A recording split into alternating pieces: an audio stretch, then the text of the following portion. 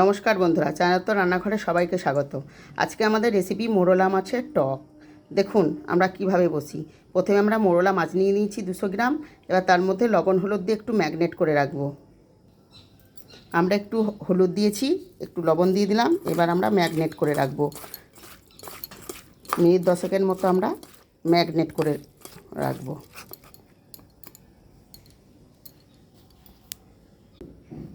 দেখুন আমরা কড়াইয়ে তেল বসিয়ে দিয়েছি। এবার আমরা মাছগুলোকে ভেজে নেব। মোরলা মাছগুলোকে এখন গরমের দিন, ছোটো মাছের টক, পাটের শাক, পোস্ত এগুলোই খুব ভালো লাগছে। আর কচি টচি ভালো লাগে না।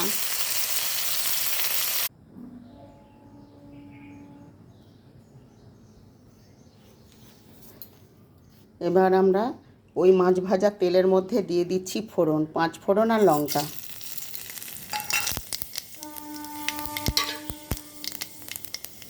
তার মধ্যে দিয়ে দিয়েছি আমরা কুচিয়ে রেখেছিলাম টমেটোগুলো দিয়ে দিচ্ছি।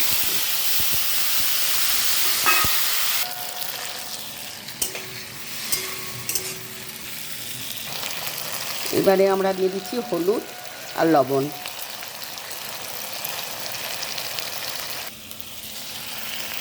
আমরা লবণ হলুদ দিয়ে দিয়েছি। এবার টমেটোটা গলার জন্য একটু সময় দিতে হবে, 5 মিনিটের মতো। আমরা একটা ঢাকা দিয়ে দিচ্ছি।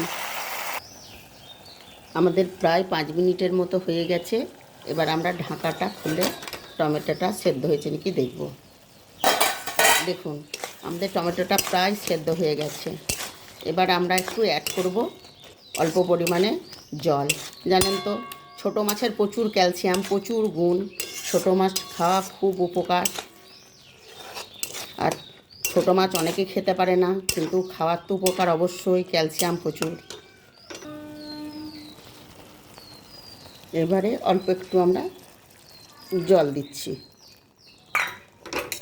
এবার জলটা ফুটে ওঠা অবধি আমরা একটু অপেক্ষা করব।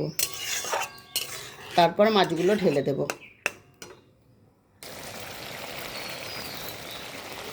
আমাদের টক একবারে তৈরি, ফুটে গেছে। এবার আমরা ভাজা মাছগুলো ঢেলে দেব। কিন্তু আমি নিরামিষ খাই। আমার ছেলে মেয়ে ছোটো মাছ খেতে খুব ভালোবাসে, অনেকে কাঁটার ভয়ে খায় না। কিন্তু দেখুন একেবারে রেডি ছোটো মোরলা মাছের টক। আপনারা এইভাবে করে খাবেন, আমার পাশে থাকবেন, একটা কমেন্টে জানাবেন কে কোথা থেকে লাইক করছেন দেখছেন।